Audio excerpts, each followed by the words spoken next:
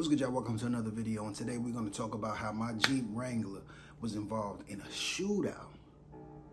Crazy story, but let's talk about it. Bring it in.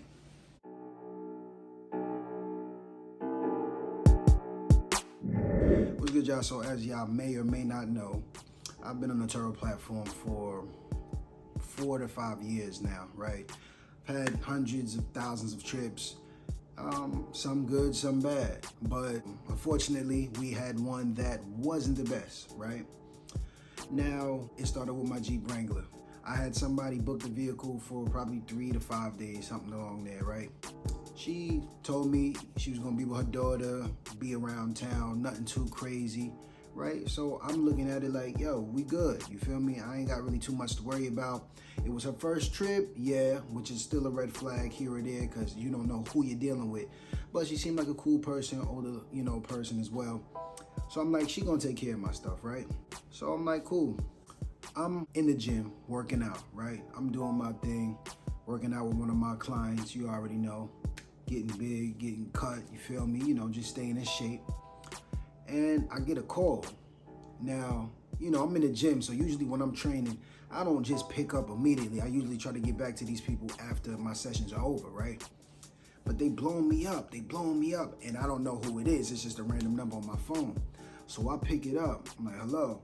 She's like, no, something crazy happened. I really need to talk to you really quick. Like, you got time? I'm like, well, shit, obviously now I do, right? So what's up? She's like, yeah, I'm here with the criminal investigators, and your car was involved in a shootout. I'm like what? Hey, you serious? Like, yeah, no, your car was in a shootout. They're doing a criminal investigation right now, and they're double checking everything, and then they're talking to me and talking to the other people who own the store, and they're trying to figure everything out.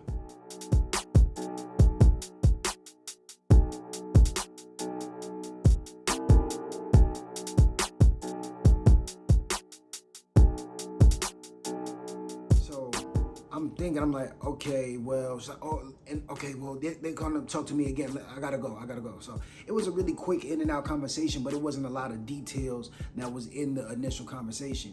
But again, I'm thinking like, damn, here we go. Like, they probably in the wrong area, dealing with the wrong people. Shit got crazy. Somebody's tempers may have flared and shots may have went off, right? That's what my initial thought was thinking, but it was actually different, luckily, right? So this is what happens. The lady has my car next to the hood. Not necessarily in the hood, but it's very, very close to the hood, right? They're at a food spot. The daughter that she was with was in the store. She was a few spots down from the Jeep smoking a cigarette. Probably 2 spots away from the Jeep, so remember that.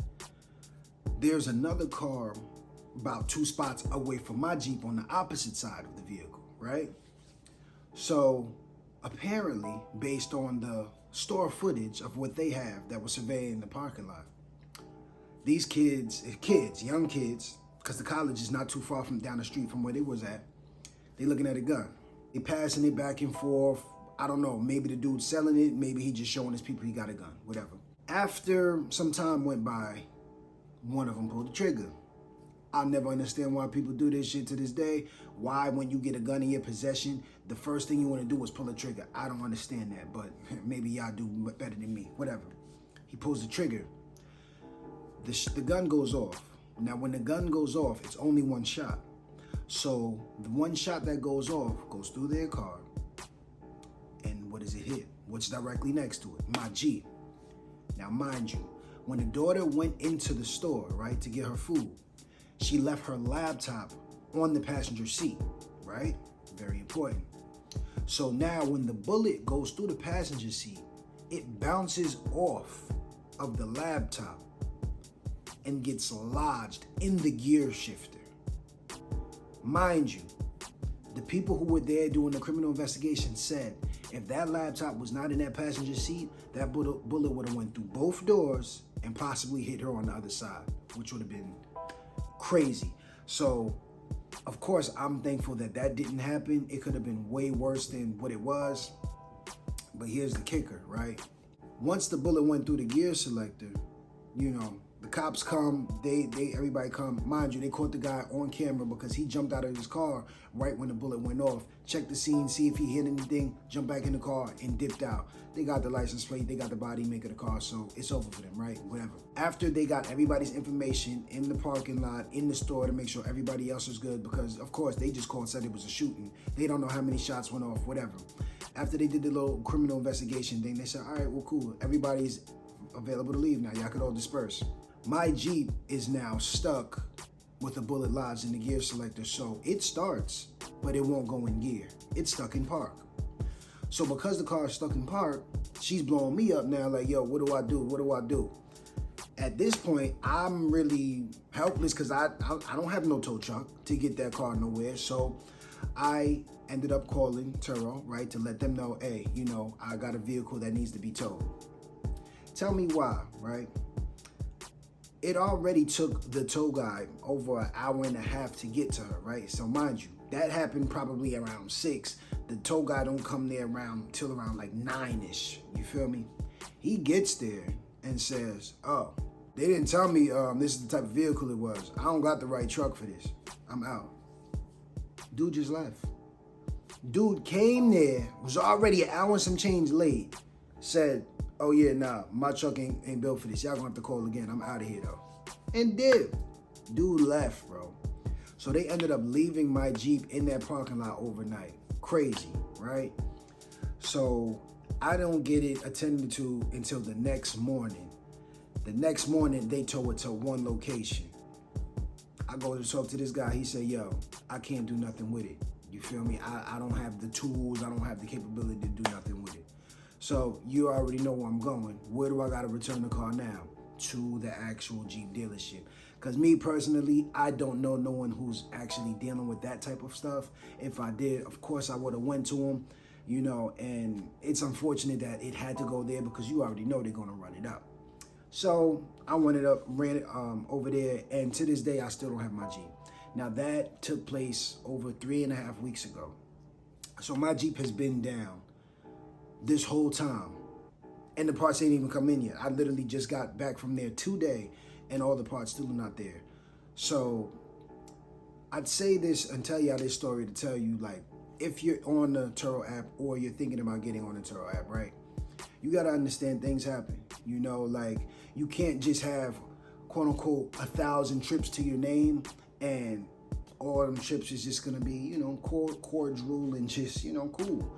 You know, you're definitely gonna face some of these crazy, crazy scenarios. Like, the odds of something like this happening is little to none, but they can still happen. But when they do happen, your best bet is to make sure that you got everything in line going forward to have this situation addressed as soon as possible. Unfortunately, a bullet being lodged in the gear selector, that wasn't on my mind to have a guy for that, realistically, you know. And anytime bullets get involved, people get a little scared because they don't know what you're doing, you know. So it could really turn out to be something a little crazier that people don't really want to deal with because they don't know what they're actually, quote unquote, getting into, right?